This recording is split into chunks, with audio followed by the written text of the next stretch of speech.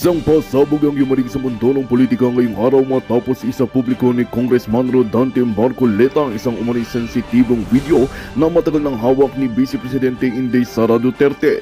Ayon sa kanyang pahayag, ang nasabing video ay naglalaman ng mga ebidensyang maaring mag-ugnay kay Pangulong Kuting sa ilang irregularidad sa pamahalaan. Matapos ang pagbubunyag, agad na kumilos ang Korte Suprema at naghain ng opisyal na reklamo laban kay Kuting Jr.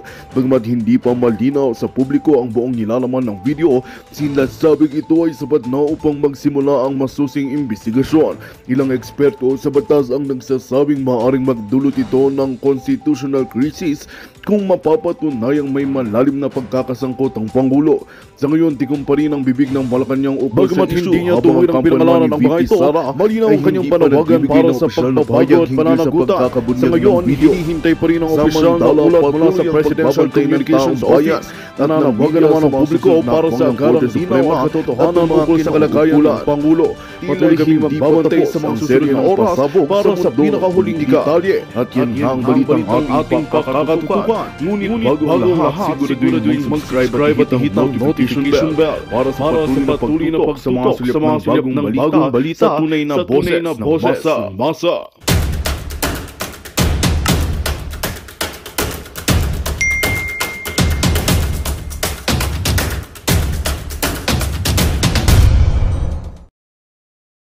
Tamba, Saldico at Quadcom, at kasama dito si Pangulong Bongbong Marcos lumabas na. Huling-huli sa kamera ang matinding plano na nagtagumpay itong Quadcom sa pagkontem ng isa sa mga opisyal ng Office of the Vice President. Kalat ngayon sa social media. Attorney Salpanelo may hamon sa mga congressman laban sa pagpapa-aresto o pagpapakulong dito kay PRRD. So yun po mga banateros, mga kabiyaya, isang mabiyayang araw po sa ating lahat at welcome back to my YouTube channel, Jay Guevara TV nga po pala, isa sa mga banateros brothers. At eto, naku po, lumabas na nga. Oo, nabunyag na, timbog sa CCTV leakage video ang sabuatan nila Trillanes, Garma, Saldico, Tamba, Quadcom at kasama dito si Pangulong Bongbong Marcos. At dito may isa ring sinabi itong si may patutsada itong si House Speaker Martin Romualdez mapatungkol kay BP Sara Duterte. Ano kaya itong sinabi ni Tambaluzluz dito sa isang interview na ito? Yan ang ating alamin dito sa video ito. Munta nga lang yun. Munta nga lang yun. Siyempre, bago natin ito simulan, don't forget to like, share, comment, and subscribe sa ating YouTube channel. Pakipindot na lang din po yung bell button para lagi kayong updated sa ating mga video araw-araw. Pakisama na rin yung join button dyan, tsaka super thanks. So, pag-usapan muna natin itong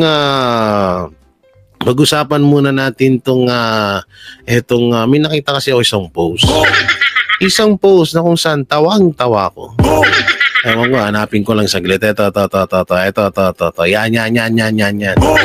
Ito, pakita ko na sa inyo. Huwag na kayo mainip. Ito na, pakita ko na. Oy, grabe Gravity, ayuda on the way na sa mga lugar na hindi nasalanta ng bagyo.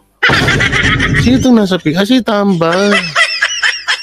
Grabe, dahil pero. Sana all, no? Grabe yung pera, isang trucks. Oo, ano to? Ito po ay grabe, kalat yung pera, yan yung mga meron pa sa likod, Ang galing ng mga nag-edit ngayon, Ang galing ng edit nila, Talagang, kala mo siya talaga, yan, malapit na pala yung mga ayuda. Oo, darating din ang karma sa buhayang ito. Sabi ni Andrew Yodato, buhay, hari ng mga ito. Uhaw na uhaw sa kapangyarihan, sabi ni Melvin. Galing sa panahon natin ngayon, pag kahit wala kayong kahit walang bagyo sa lugar nyo may ayuda. Mapapasana all ka na lang talaga eh. Sana all. O samantalang puntahan natin ang pahayag, hindi pala muna, mamaya na yung pahayag niya. Puntahan natin itong sinabi o mga congressional hearing versus PRRD block at recycle propaganda, sabi ni Attorney Sal Panelo. Panoorin natin yan. Si dating Pangulong Rodrigo Duterte. Yan ang hamon ni Attorney Salvador Panelo sa mga nagsasabing may mga ginawang paglabag sa batas ang dating Pangulo sa kanyang war on drugs. Pero ni isang kaso kaugnay dito ay wala pa ring isinasampa.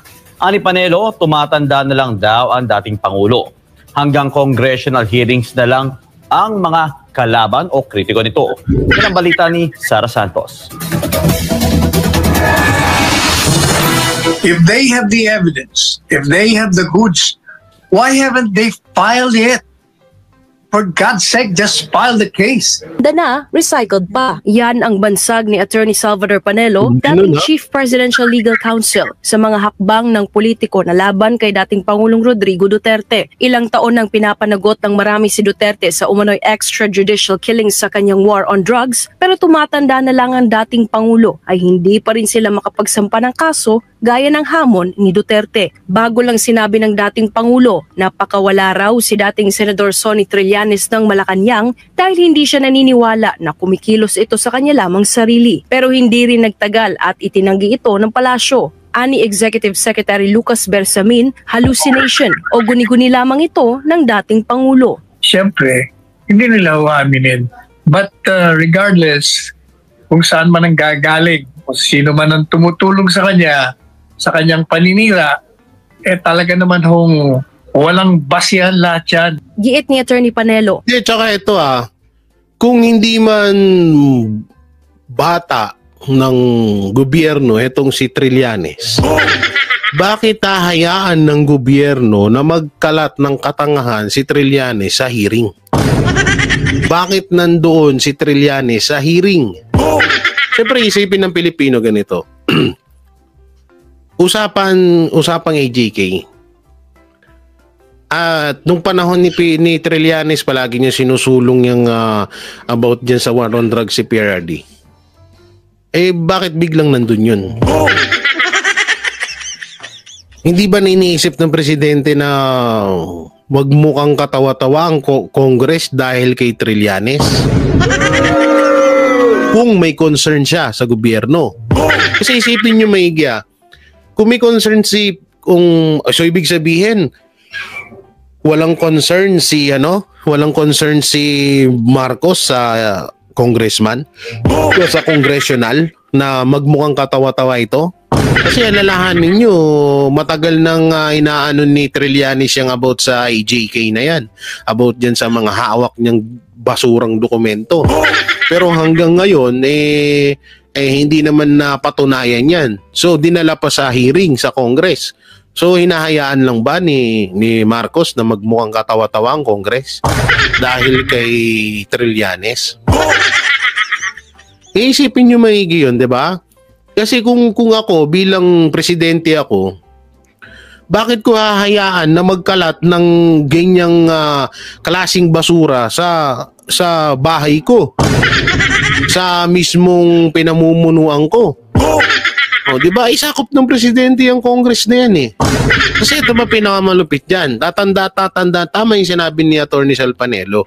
Natatanda lang si PRRD hanggang ngayon, wala pa rin makukuhang kaso. Wala pa rin may sasampang kaso. At bakit hindi masampasampahan ng kaso si PRRD? So hindi naman natin din kagustuhan na masampahan ng kaso si PRRD. Pero kung isipin nyo maigi, may korte tayo.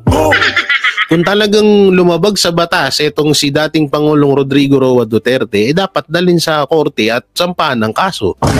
Nakahanda naman inuutos na nga ni PRRD na sampahan siya ng kaso Bakit hindi siya masampahan? Bakit hanggang ngayon nasa hearing pa rin? Bakit kailangan pang i-hearing kung talagang gusto nilang mabigyan ng hustisya yung mga adik na ng mga namatay? Hindi sana diretso nila sa korte para magkaroon ng sinatawag na hustisya hustisya para sa mga adiktus. Gago! Diba? Yun eh. Yun yung palaging si PRRD na nga mismo nagsabi na ganun yung gawin eh. Tapos nangyayari ngayon bakit hanggang ngayon wala silang may sampang na kaso. Bukod sa wala silang may sampang kaso, wala rin silang mapakitang ebidensya. Lahat ng ebidensya, katulad ng ebidensya ni Trillanes, galing lang sa bunganga niya. Kung yung sinasabi nito, sino ba yung nagsasalita kanina? Sino ito? Asan yan? Itong lalaki na to, sino to? Kung ito ay sinasabi niya na hallucination lang daw yung sinasabi ni PRRD, mukhang sila yun. Mukhang sila yung nag-hallucinate na kasi yung ebidensyang hawak kwentong barbero lang. Galing sa bunganga lang ni Trillanes. So baka sila yung hallucination. Persamin, hallucination o Persamin pala. guni-guni lamang ito ng dating Pangulo. Siyempre, hindi nila uaminin.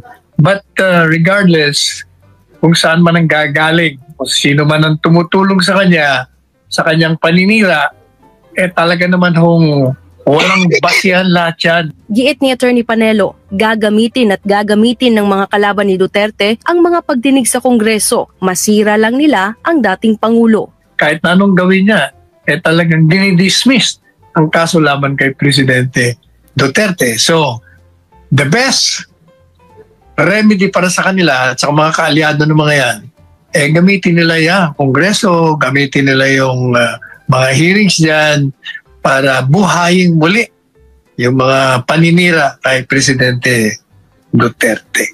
At hindi yung magtatagumpay yan. Para sa Diyos at sa Pilipinas kong mahal, ako si Sara Santos, SMNI News. Sino talaga magtatagumpay yan Ngayon nga lang, kitang-kita naman, di ba? Tsaka wala naman silang sapat na ebidensya na maipakita. So panoorin Yung comment si Vice President Sara Duterte tungkol sa pagkakakilanlan ng isang Mary Grace Piatos na isa raw sa mga nakapirma sa acknowledgement receipts para sa confidential funds ng kanyang opisina. Hindi pa raw nakikita ni VP Sara ang mga dokumentong may pirma ni Piatos. Hindi naman din ito dumadaan sa kanya. Isa ang pangalan ni Piatos na lumabas sa higit 1,000 resibong ipinasa ng OVP sa Commission on Audit para mabigyang katwiran ang paggasta ng opisina sa 125 million pesos na confidential funds noong 2022. Hindi namin alam kung paano pinroseso ang pagbigay ng copies ng ARs or ng submissions namin sa COA to the House of Representatives and sino ang nag-handle noong mga documents. So ibig sabihin pala, yung mga dokumento na inilalatag dyan sa hearing or dyan sa Quadcom, wala palang kalam-alam ang Office of the Vice President yan. Naku po. Gago! No, wala palang kalam-alam si BP Sara doon. So sa madaling salita, pwedeng ang sabihin lang na gawa-gawa na naman yan. Ayan na naman yung panibagong drama ng Quadcom. Okay, gets ko na.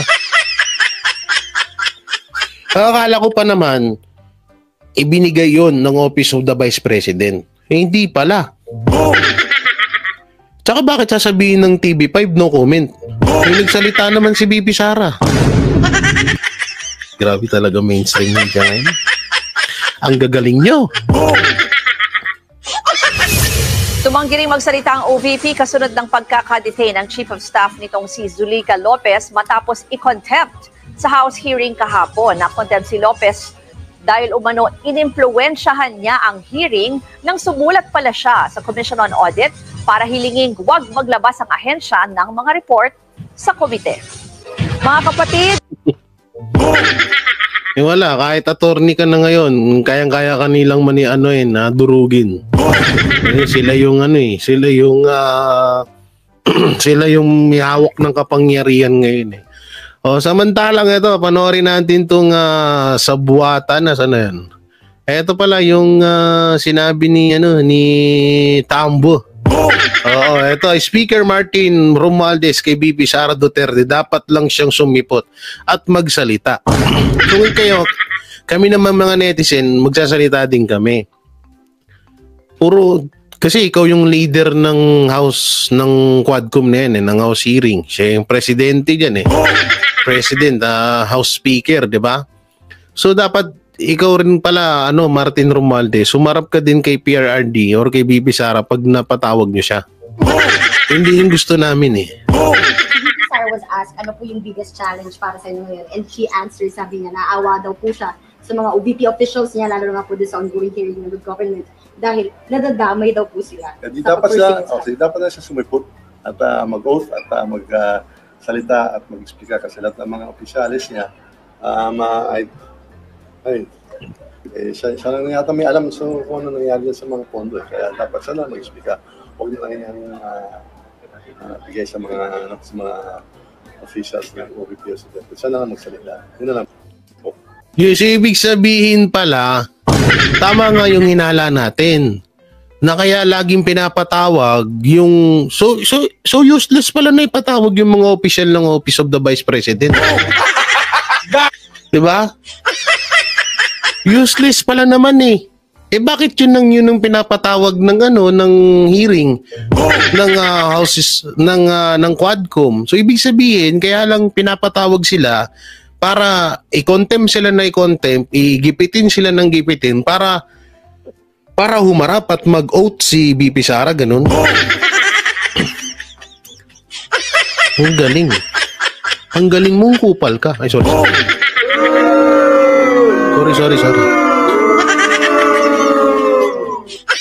May di lumabas din sa bunganga niyo. Diba? Huling-huli. Walang kawala. Ulitin pa natin Si VP Sara was asked, ano po yung biggest challenge para sa inyo ngayon? And she answered, sabi niya, naawa daw po siya sa mga OVP officials niya, lalo na po sa ongoing hearing ng good government dahil nadadamay daw po sila. Dapat na siya sumipot at mag-oath at magsalita at mag-explica kasi lahat ng mga opisyalis niya. Dapat lang siyang sumipot at mag-oath, magsalita at mag-explika. Sabi ni Martin yan siya lang yata may alam kung ano nangyari sa mga... Yun naman pala siya lang ata ang may alam kung paano ginastos yung budget. Ngayon, kung ayaw kayo siputin ni BP Sara, magantay kayo. Bakit pipilit na pinapatawag yung mga opisyal? At paulit-ulit naman ng sumipot yan sa inyo. Pag sipot, contempt nyo agad. Yun nga talaga. Gigipitin nga nila talaga ang opisyal ng Office of the Vice President para para mapasipot nila si BP Sara. Samantalang ito, mapunta tayo rito sa Buatang Castro at Akop Booking para gipitin si BP Sara, BBM napahiya sa di pinansin sa event. Kawawa naman, ba't din yung pinapansin yan? The worst president ever daw yan ng Pilipinas, tapos din yung pinapansin. Isang nakakahiyang tagpo ang nangyari dito na nasaksihan ng mga netizens. Sabi, nagwawala yung taong bayan, sobra yung kaway, sobrang dami, hindi mo makita yung mga mukha ng tao. Pasok ni BBM sa isang event, nakatunga nga lang ang mga tao. Pero siya, panay ang kaway. Pero hindi siya kinakawayan ng mga netizens. Tila sila yata. Ang sakit nun, kaway ka ng kaway, tapos walang pumapansin sa'yo. Ayop na yan. Ang lupit Mga nabudol ni The Junior, hindi na sila masaya. Ang mga nabudol ni BBM noong nakaraang eleksyon. Tatlo, at tila sila ay hindi na masaya. Kitang-kita natin mga kasweet. Panay ang kanyang kaway. Hindi pa umabot yata ng 10 ang kumaway sa kanya. Abangan ang buong detalye sa buong video. Siyempre, alam mo, kaya maraming tao dyan. Kaya maraming taong pumunta dyan, siyempre, sa ayuda. Pero yung sasabihin nila na mahal ka nila, kaya pinuntahan, di katulad sa mga Duterte, di ba? Kaya daw may alam ang taong bayan na may pupuntahan ng mga Duterte, dumadami yung tao dahil gusto nilang makinig at gusto nilang makita ang mga Duterte. Hindi dito dahil sa ayuda lang eh. Yun lang. Samantala, tila mission accomplished ang dalawa ni Acop at ni Franz Castro. Hayon, naghawak pa ng kamay at tila nagsasayaw pa. Tuwang-tuwa. Tuwang-tuwa pagtapos mission accomplished nga daw. Pagkatapos may pa-contempt si Atty. Lopez, tuwang-tuwa si Castro. Nagsama pa yung dalawang NPA ba? Tuwang-tuwa nang mapakontempt ang Chief of Staff ni Vice President Sara. Kitang-kita nyo naman ang kanilang saya at galak. Grabe, ano nang nangyari sa'yo, Acop? Samantala, isang malaking kahihiyan para sa Kongreso, sa Quadcom, ang maipakontempt ni Franz Castro, si Atty. Lopez, na maganda ang credibility, maganda ang record, at napagalaman pa na isang IP lawyer. Ayon sa post ng The Shaman of Mindanao, Attorney Zuleika Lopez is an IP lawyer. Her heritage is mixed, but anthropologists cite both Monovu, Tagabawa, and Klata descent. This can be said because she comes from one of the most... tatay, anak pala to ng Judge Jose B. Lopez. Naku po. Tapos pinakontempt lang ng isang convicted child abuser na si Franz Castro. Lupit.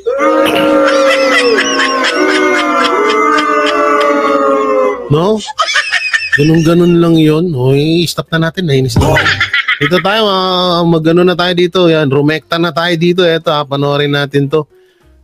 Nabunyag na timbog sa CCTV leaked video ang Sabuatan, Trillanes, Garma, Saldi, Tamba, Quadcom at BBM Bangag. Ay, sorry. Ayan na. Panoorin natin to. Tanong sira nyo sa mga Duterte, mismong kayo ang gumagawa ng paraan para mas mahalin pa ng taong bayan ang dating Pangulo. Ito ang naging buwelta ng ilan sa ating mga kababayan. Yung kaninang video na pinapanood ko sa inyo, si Marcos kaway ng kaway. Si PRRD hindi pa kumakaway, naghihiyawan na yung mga tao. Ayun di ba? Ayan, matapos mangyari ang pagdinig ng Quad Committee kung saan mag-isang humarap ang dating Pangulo na si Rodrigo Duterte at isa-isang sinagot ang mga akusasyon laban sa kanya. At sa GIP Party List Representative Rodante Marcoleta, nagsalita na at binasag ang buong katotohanan matapos tila i-expose sa publiko ang di umano'y masamang plano ng Quad Committee sa dating Pangulo na si Rodrigo Duterte. Ipinaliwanag rin ni Kong Marcoleta kung ano ang mali at halatang sinadyang gawin. Karapat dapat nating paniwalaan to si Kong Marcoleta dahil alalahanin natin, isa rin to sa parte ng committee noon. Tinanggal nga lang dahil napag-alaman na kakampi ng mga Duterte. So yung mga sinasabi nito ni Kong Marcoleta may posibilidad na totoo to. Kasi dati siyang nandiyan tinanggal nga lang siya dahil hindi siya kakampi ng mga Kupalo soldier ni Tamba.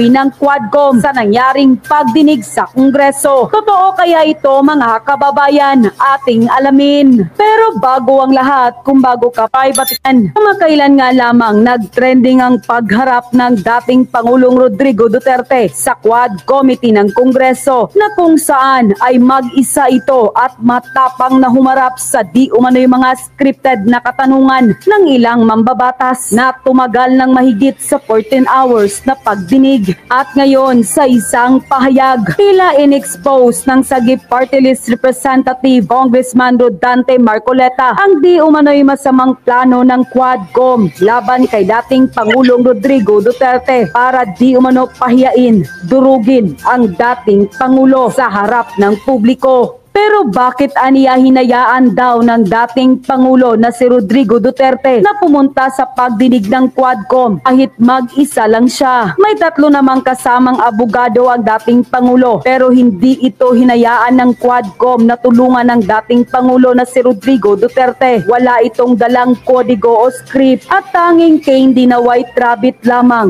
ang kanyang bitbit. Nga yung isa sa akin na biliban dyan no? Mapapansin nyo, lahat ng ang daming kasagutan nila pero isa lang naman Uno na, hindi naman mahihirapan si PRRD dun sa mga tanong nila kasi nga, isipin nyo, palos paulit-ulit lang din naman. Pangalawa, dun mo maanuhan na hindi scripted yung sagot ni PRRD dahil wala man lang siyang bit-bit na kodigo. Halos lahat ng nagtanong sa kanya, nagbabasa Halos lahat nung nagtanong sa kanya, may mga papel, may mga script. Samantalang si PRRD, wala makikita niyo, meron ba? Hindi lang meron. Yun pa kay Congressman Marcoleta, sinadya di umano ito ng dating Pangulong Rodrigo Duterte para ma-expose at makita mismo ng sambayanang Pilipino kung gaano kawalang kwenta ang mga congressman sa Quadcom. Dahil kahit alam na nila kung ano ang totoo, gagawin pa rin nila kahit mali para linlangin ang sambayanang Pilipino. Totoo naman yun. Dahil nga dito sa pagharap ni PRRD, doon nating napagtanto na basura ang nangyayaring hearing niya sa Quadcom. Masakit man pakinggan pero yun ang totoo. Bakit? May nagawa ba? Ang ba't hanggang ngayon wala pa rin na ipapataw na kaso kay PRRD kung nagkasala yan sa batas. Hanggang ngayon malaya pa rin. Baka umabot na ng 100 years old si PRRD, wala pa rin kaso yan. Kayo na nga hinahamon na nga kayo ni PRRD. Kasuhan nyo na ako. Lahat haharapin ko. Basta dun sa korte, hindi dito sa House of Representatives. Bakit? Yun na ba yung bagong hukuman ng Pilipinas ngayon? Hindi naman Sa kung ano talaga ang katotohanan. Pero tila hindi sila nagtagumpay. Tila yata ang nabaon sa kahihiyan. At tila na real talk ang ilang mambabatas kay dating Pangulong Duterte. Ipinaliwanag rin ni Kong Marcoleta kung ano ang mali at halatang sinadyang gawin ng Quadcom sa nangyaring pagdinig ng Kongreso. Nang lumabas ang balitang ito, hindi naman napigilan na marami sa ating mga kababayan na maglabas ng kanilang hinaing at komento sa mundo ng social malasakit. Mga balita sa mga PSG. At karang balita ko totoo ba? Ewan ko kung mayroon nata nagmumove ngayon. Ang PMA alumni ay parang balak siyang palisin si Trillanes. Meron nata silang grupo, yung mga general na mga nagsipagtapos ng PMA ay parang gusto siyang i-expel sa Philippine Military Academy alumni. Bahala sila dyan. Yan, hindi natin alam kung tutuloy nila yan. Sana mangyari nga, Sana, hindi ko lang alam. Trillanes nahuli sa hotel ni Saldico, nakipagkita umano kay Garma. Umano'y tinatagong plano ng Quadcom sa buwatan. Kumakalat na sa publiko. Speaking of Trillanes pala, may singit ko lang Totoo kaya itong nabalitaan natin? Di ba kasi pilit po na tumatanggi itong si dating Senador Sonny Trillanes na hindi siya nakikialam sa mga iniimbitahan dyan po sa Quadcom, Kong. Meron pong nakapagpadala sa atin ng impormasyon. Totoo ba ito na parang meron hong bahid na katotohanan October 26 dyan po sa Midas Hotel, Kong. Ang Midas Hotel, pag-aari ni Congressman si Saldico. Saldico. Yun, tama. No po. Hindi to hindi to di umano talagang sinabi ng Net25 yun. Hindi magbibitaw ng isang balita ang Net25 na ikakasira nila, tandaan niyo yan. May matinding rules ang Iglesia ni Cristo kaya hindi nila sasayangin yung kanilang pangalan para lang dito sa fake news kay Trillanes. Kaya kung talaga mukhang totoo to na nakita nga or nahuli si Trillanes doon sa kondo ni Saldico. Sabay pala na-ari niyan? Oo, dating partner sila dyan nila Kong Albit. Ngayon ay partner niya dati si dating Senador Manny Pacquiao. Ganun ba? At saka yung aking classmate sa Harvard. Si Mayor Abby Benitez. Pero parang nagkahiwa-hiwalay na. Ang may-ari na lang si Saldi na ng tama. Congressman Saldico na siya yung ating chairman ng Appropriations Committee. May nakapagpadala sa atin ng impormasyon eh. Pero teka muna, bago mo ituloy lagyan lang natin ng timeline para maintindihan natin mga babayan. Una, sinabi natin, nakita si Trillanes doon mismo sa Quadcom, di ba? Sa mga unang hearing, di ba? Mga chairman's office. Nakita ko yun doon sa program ninyo. Nasa Guam ako noon eh. Ganun ba? Natatawa ko. Biglang tumapang itong mga bata ko. Ano kaya nakain? Ang una kong naisip, ano kaya ang nakain nila? Tama. Pagkatapos iniba ko yung sarili ko, baka wala silang makain. Alin kaya sa dalawa? Pero yun, bibiruin ko sana kayo. Di ba nung pag-uwi ko, tinext kita kagad? Yes. Diyan, bakit bigla kayong tumapang? Ganun pala po, pag wala nakain, nag-hallucinate. Nag-hallucinate ko. Kasi sabi nila sa atin noon, ako yan katrong isip nyo lang yan. Hallucination nyo lang na si Trillanes na nakikialam dyan sa Quadcom. Kaya lang. Dito pumutok yun eh. Obvious naman eh. Obvious naman na pinapakailaman ni Trillanes yung Quadcom ba't nandun siya? Kung umasta nga lang siya, parang kabilang siya sa mga ano doon na nakaano doon sa komite. Oo, di ba? Kaya nga itong sinasabing video na nahuli si Trillanes sa kondo ni Saldico at nakipag-usap kay Garma, may posibilidad na totoo to. Lalaanin natin tignan mo, ito pa pinakamasama niyan, ang dami nilang witness. Andyan si Garma, si Espinosa, si Sabakwin lang ang humarap. Ang tanong, ba't hindi kaya nila hinaharap tong si Garma? May bali-balita na nasa ibang bansa na nga daw to, na pinaalis na daw. O pwede rin na baka ginagawan pa ng matinding script bago hiharap kay Duterte. Baka ganun. Yun na nga po ko. Anong naging batayan nyo? Yun nga, mabuti nga, nabuksan natin ito eh. Yun na nga. Kasi dun sa una ko, hindi ka naman makakalagpas sa una, CCTV ng Congress. May mga tao makakakita sa'yo. Kahit idininayin niyan noon yan. Paano nyo nakuha yung CCTV? Meron kami may mga kaibigan tayo. Talagang may connection pala kayo. May intelligence tayo eh. So, base sa CCTV, ano yung napatunayan doon? Mukhang siya ang nagbibigay ng mga command. Ganito, ganyan. Hindi, sa CCTV, ano yung nakita doon? Ikuwento ninyo di umano'y pinupulong. Di umano'y? Nakita na nga eh. Ano ginagawa niya? At nasaan siya? Anong oras? Anong araw? Yung mga ganun. Hindi muna namin sasagutin kong yan, ha? Dahil yan eh. Sensitibo. Dito. Natatawa ko doon sa mga kasama ni Kong Marcoleta. So dito, ang laman daw ng video ay ng CCTV video ay pinupulong or parang ini-instructionan ni Trillanes etong mga kausap niya kung anong mga dapat gawin sa Quadcom hearing. Naku. Dapat kasi ilabas nyo na yan.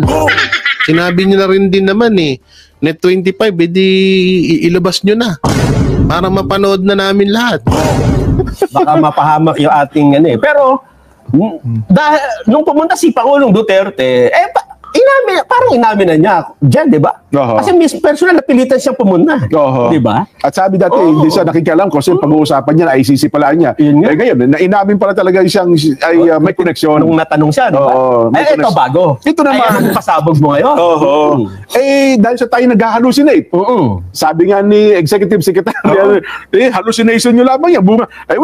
Siguro nga, nag-hallucinate siguro. Kasi ang sinasabi, dyan daw po sa Midas Hotel, October 26, sa pagitan po ng alas 10 ng gabi, may oras pa?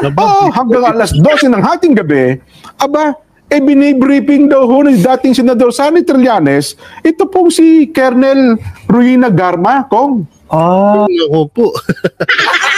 Gago! Galing, no? So, kinakausap daw po ni Trillanes itong si Ruina Garma na mga gagawin doon sa Quadcom.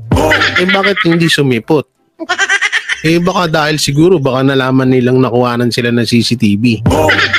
Ngayon, malamang sa malamang, burado na yun. O baka hindi naman talaga CCTV ang, kasi isipin nyo maigi, kung condominium ni Saldico yun, hindi CCTV, buburahin agad yun, di ba? Baka malamang sinabi lang na CCTV pero may nakapag-video sa kanila nun. Wala ba kayong CCTV na ipakikita na yung araw na yun, pumasok yung 2 katauhan na yun sa Midas Hotel? Yun ang, para mapagtibay natin. Mahirap yung nag-aakusa tayo pero baka naman hindi. Baka nga po hindi. Ako naman siguro nasabi ko, baka nag-hallucinate lang siguro yung makapagbigay sa atin ng impormasyon. At nung sumunod na araw, meron pa siyang isang binibriefing daw eh. Hindi, huwag natin sabihin na nag-hallucinate yung... Ibig sabihin, ang daming binibriefing ni Trillanes. Lupit ni Trillanes ngayon may level up ka na. No. Ako po. Kayo lang pero yung baka naman kumpleto sa pagkain yun. Ay, baka nga po, yun ay baka sa atin na impormasyon. Baka totoo yung sinabi niya sa'yo. Ayun nga po. Hindi ko na, sa next time ko na babagitin kung sino yung pangalawang kanyang binibriefing. So, 2 tao yung nabigay ng impormasyon. October 26 at saka 27, Midas Hotel, pagitan po ng alas 10. Na araw. Yes po, alas 10 ng gabi. Parehong oras, gano'n? Mga ganun ba po, nasa pagitan ng ganung oras ko. Siguro itatanong nila, ano namang masama? Bagay, wala ka siguro namang masama yan. Kung binibriefing na naman pala yan. Kung sino man na binibriefing yan doon. Sino nagsabing, Wala namang masama na magkita si Garma at si Trillanes. Ang masama nito, nagkataon pa na may Quadcom hearing. Kaya lalahanin natin si Trillanes, matagal nang galit yan sa mga Duterte.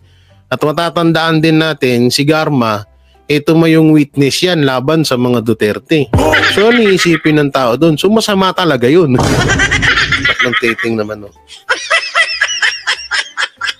Masama. Kasi yun yung tanong ng vlogger sa atin. Mga vlogger. Ano namang masama kung nagtuturo si Trillanes? Ano namang masama kung... nandun siya sa hearing. Sa hearing na yun. Hindi na maumaten doon. Diba? Lahat naman na niya, welcome doon. Ako nga niya. Tapos, ang pinakamalupit pa niyan, sa kondo pa ni Saldico. Wala namang masama yung magkita-kita sila. Pero alam na natin, common sense naman na kung ano yung pag-uusapan nila dun. Sino ba naman si Garma para kausapin ni Trillanes? Sabihin na natin na walang intention si Trillanes na makakuha ng impormasyon kay Garma. Kaya alam naman natin si Garma against ginawang testigo to laban sa mga Duterte. So ano pa bang magiging motibo nun? Ang magiging motibo nun, di kumuha siya ng impormasyon kay Garma or binibigyan niya ng impormasyon si Garma para idiin sa hearing, sa Quadcom hearing, si dating Pangulong Rodrigo Duterte. Yun na talaga yun. Ano pa ba isipin ng mga Pilipino dun, no? So yun, patuloy na natin. So sana ilabas ng Net25 yung yung video na yun. Hindi, para sa akin hindi CCTV video yun. Kasi kung CCTV video yun, binura na agad yun kasi condominium nga ni Saldico eh. So malamang video yan. May nakapag-video sa kanila na nagmi-meeting nga yung mga yan. So yan mga banateros, ano may kukomento nyo rito sa mga napanood at na-reactionan natin? Comment nyo lang po dyan sa baba. At syempre, don't forget to like, share, comment, and subscribe sa ating YouTube channel. Pakipindot na lang din po yung bell button para lagi tayong updated sa ating mga video araw-araw. Pakidamay na rin po yung join button at super thanks at mega love shoutout sa lahat ng hero abroad. Saan man pong panig ng bansa dito sa ating mundo. At syempre dyan sa mga mahal natin senior citizen yan. At syempre mega love shoutout na rin sa Eagle. Yan, sa mga atit kuya natin dyan, sa lahat ng sumusuporta sa Banateros Brothers, especially sa Ian. Magandang balitang hatid namin sa inyo ngayong araw. Sa pagtatapos ng aming balitaan, nagbigay kami ng mga mahalagang impormasyon. Maraming salamat sa pagtutok at pagsuporta sa aming programa. Huwag kalimutang manatili sa mga susunod na araw para sa mga bagong balita at mga kwento na dapat nating abangan. Mula sa boses ng masa, magandang araw Pilipinas!